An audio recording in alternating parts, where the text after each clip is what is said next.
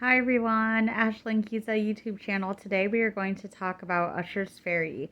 So Ushers Ferry is a really old place that holds a lot of historical buildings that were here in Cedar Rapids, Iowa, and still are located here in Cedar Rapids, Iowa. So they are located, let me give you the exact address, in 5925 Seminole Valley Trail Northeast, Cedar Rapids, Iowa, 52411.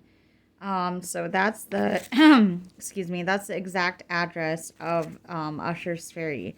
So my husband decided to take me and my son there for my birthday and my son's birthday because we have the same birthday. I had a C-section, so I got to pick the day that he was born. So it was pretty cool because we got to go down there and explore, and we had the whole place to ourselves. And they used to do like tour guides where someone would come along with you and walk around in the buildings and like like talk to you as you're in the building about the history of that building. But nowadays they give you a brochure, and then like there's actually a YouTube link, a like code barcode thing that you can scan, and it'll read to you the history on each building as you're entering each different historical building. Now, um, I guess there's like 14 things total, but obviously, you can minus the restrooms and you can minus the pavilion and the gazebo and the lodge because those aren't really like obviously parts of the history of the buildings. But so okay, the buildings that they have there, I'm going to read off the brochure, is Henry A. Usher home, way back in 1855, Cherry Valley Schoolhouse, 1875, Oak Hill Free Methodist Church, 1878, Schultze Cottage Exhibit, 1893, Telephone Co- Cooperative, 1869. Now I'm not sure if I'm saying these names right or not, but Babby and Dita's House, 1895, Frantis Frantiski and Marie Snowball Home, 1920, Rubik's General Store, 1895, and the Saloon, 1892. Now, my personal favorites in the historical land mark is probably the gazebo, the church, the schoolhouse, and then the saloon, the tavern. I did enjoy going into the people's homes, but there's always this home that's in the corner, and it's painted yellow if you guys ever go there, at least like when I went there last, and it's been yellow for as long as I can remember, and I don't think they're gonna paint it, but you never know when history places like that have to do renovations and stuff. So who knows if it's going to be painted a different color when you guys go, if anybody decides to take a tour there. But I, ever since I've been a little girl and took a school tour and then kind of went there with my friends and then went there recently with my husband just last month. Um, it was still yellow, the house that I'm about to tell you guys about. So every time I've been there since I was a little girl, there's this yellow house that like always gave me some creepy vibes, and it always gave me some type of feeling about a girl that was like sick and died from some kind of fever or something in there. And like okay, so me and my husband and my children, we all took the tour, and we were listening to the YouTube videos and stuff like that. And it didn't say anything about like a girl dying there or anything like that. But lo and behold, when we go to back to the visiting center after our tour, we talked to a couple of the people that care for the place and um, uh, check people in when they're gonna take the tour of the place. And one of the ladies said that every time people take a tour, majority of the times they'll pick up something from that yellow house. I wasn't gonna tell her at first that like I can pick things up and read for people, but I did end up telling her eventually after she told me that a lot of people go in there that take the tour, pick up things from that yellow house. So I was curious as to what people told her, and she told us a story that um, people kept asking if the person in that house had like a white cat, and she like didn't really know much, and so she talked to somebody else that I guess is still alive within the family, and I guess she had a white cat. So that was really kind of cool and creepy and weird, kind of at the same time, I guess. And it is kind of cool that I picked up like on a girl and a woman, and I did tell the lady to pass along what I felt to other people if anybody else says anything about that house. So hopefully they'll be able to find out more information about that.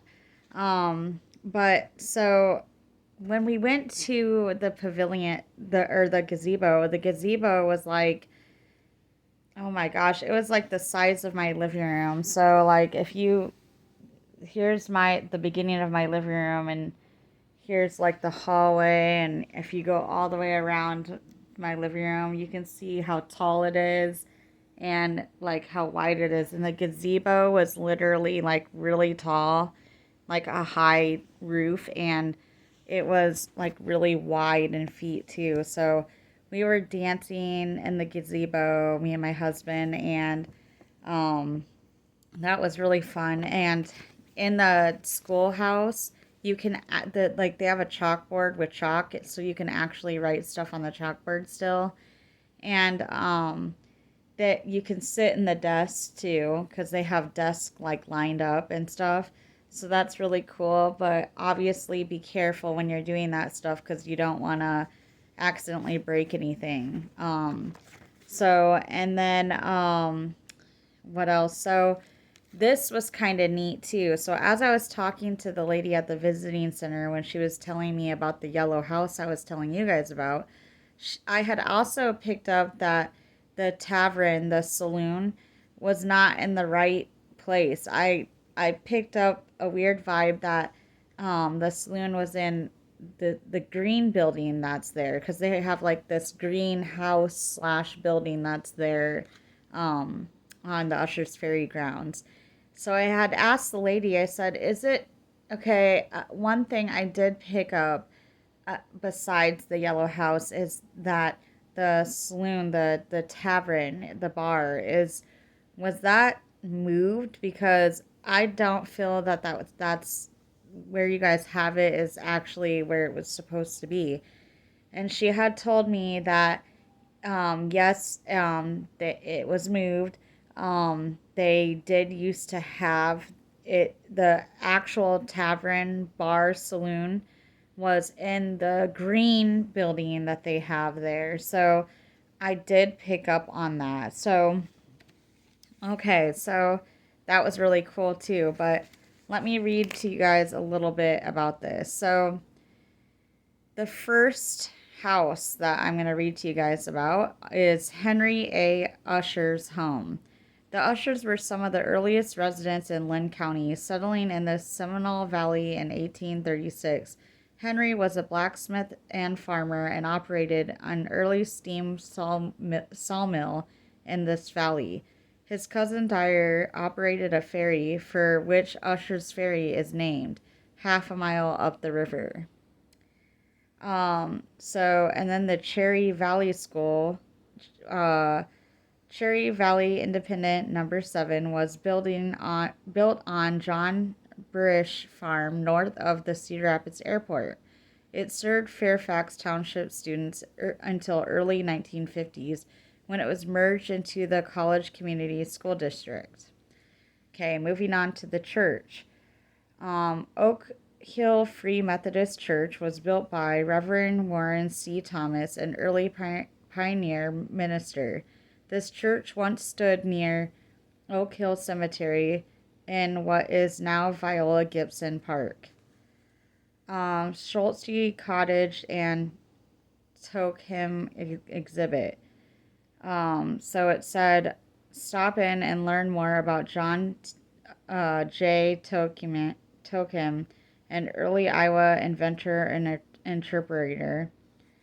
And in that house, I think that's actually the yellow house that I was telling you guys about. There is blueprints and stuff like that. I don't know if they're actually real blueprints from when he lived there, but they had them out when me and my husband went there. And that house, it also has like a really cool doorbell. It shows how like they didn't have like a button you press to ring the doorbell. You actually turned a knob for it to ring, and it sounded more like a telephone than it did a doorbell, but that was pretty cool. So, okay. So the telephone operator house. James A. Hoover purchased a switchboard for Robbins Telephone Company in 1912. The switchboard served as many as 200 subscribers and was taken over by Bell Telephone in 1957. Now, the one of the ladies that works there, Ushers Ferry, had told me and my husband a story about how one time there was like a floor shift going on in the floorboards, and it there was a just enough like kind of like electricity stuff to set off the the operator switches things that are in that house. So although there was proof and reason why it happened that way, she said it was still pretty neat and pretty kind of creepy and a nice cool story to tell people when they come and tour. And then Babby and Dita's house. This tiny retirement home came from Czech Village area. So there's a house that they moved from the Czech Village area. A lot of these places, when I took the tour, I learned that a lot of them came from the southwest side of Cedar Rapids. So this is a pretty cool history about me. I actually had some of my art hanging in the historical site downtown Cedar Rapids, Czech Village, in the meat market. So if you're ever in Cedar Rapids, go down to Czech Village, and they have little stores there, and they do have a meat market, and that's where my art used to hang before the 2016 flood happened. I had my art there for about a year until the flood happened. So, um, that's another place to visit besides Ushers Ferry if you're ever in Cedar Rapids, Iowa. But anyway, so down to František and Marie Snowball's home.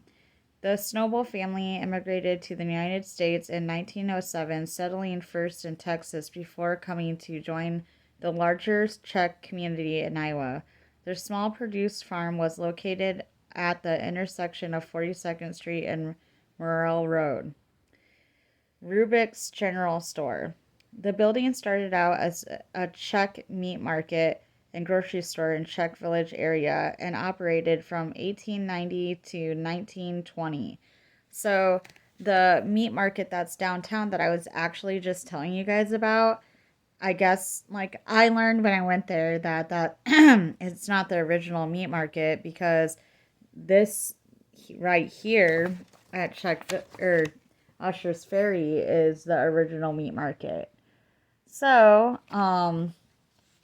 the meat market I had my art in it's still an old meat market, and it still is an original building for the meat market in the Czech Village downtown Cedar Rapids, but the way old original one is now in Ushers Ferry, and it's they call it the general store. So it wasn't actually a general store, it was a meat market. And when we went in there, it was creepy because like they had like this door that like opened and it was all dark and drab and creepy, and you could just tell it was like very, very old. And actually, the one of the ladies that worked there, she told us that the reason why that looked the way it did is because that's actually the original like freezer where they kept some of the meat and stuff like that. So,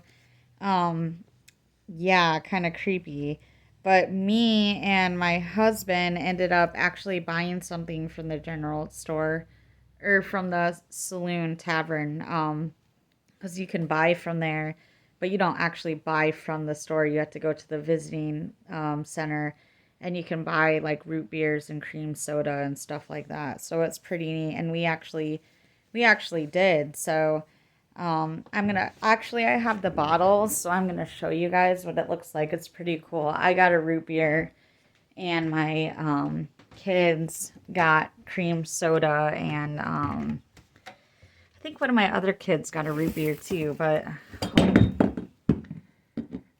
oh, so the label of the root beer came off. But the cream soda, this is what they look like. So if you want to go to Ushers Ferry, you can grab yourself a cream soda, and then this is what the bottles look like. But obviously the root beer bottle label came off, but I have another one in my car that I need to bring up, so I'll probably show you guys that another time. So okay, let me come back here and read the rest. So the saloon, formerly known as Paz Pazdera's Grocery. This building originally stood next door to General Store building near Digital Drive. Today it serves as our saloon exhibit. If you would like sarsaparilla, call, and then it gives you a number for a bartender. So like I was saying, you can buy cream sodas, root beers, and I don't know what other flavors and stuff they have. Those were the only two that me and my family were interested in, the flavors. So you'd have to ask them when you go for the tour. Um, but yeah, like to know like more in depth detail, they they have a tour on YouTube here that's called, if you type in tour Ushers Ferry, that's where you can get a lot more of the information besides what I'm telling you. So here's about why they called it Ushers Ferry. So the real Ushers Ferry was not a town, but a ferry boat landing that was built by the Ushers, an early Iowa pioneer family that settled this valley in the 1830s. The site of the original ferry can still be found at the end of what is now 42nd Street Northeast, just passing Xavier High School. So, it's Ushers Ferry is unfortunately a made up town. But it's made up of a bunch of real old buildings that really did once serve a purpose. And they are original buildings, so they made a town out of it, which is pretty cool. But here is the ferry, what a ferry looks like. So it's a little, like it said, it's a little ferry boat landing that you can take like a horse and carriage. You can take horses and different things along the river. So, and I guess you can still supposedly see it from 42nd Street area. So this is a really good place to visit when you're in Cedar Rapids, Iowa. And here's the telephone operative room that I was telling you guys about, that the little sparks, I guess, and stuff were flying, is what the lady in the visiting section building told us. So really neat. And here's a picture, a really old picture. And so Ushers Ferry was not, like I was saying, I'm going to read you guys this. Ushers Ferry was not a real town, and all the historical buildings featured were relocated from other places. However, the close proximity of Cedar Rapids would have made this a likely spot for settlement. Historically, this ground was a favorite campsite of Native Americans both before and after arrival of white settlers.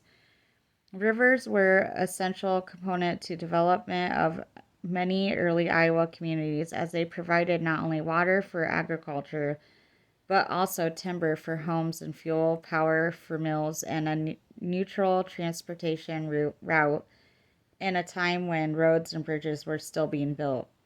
Usher's Ferry allows you to revisit the days of townships, governments, when farmers graded their own roads and the nearest law or jail was at the county seat.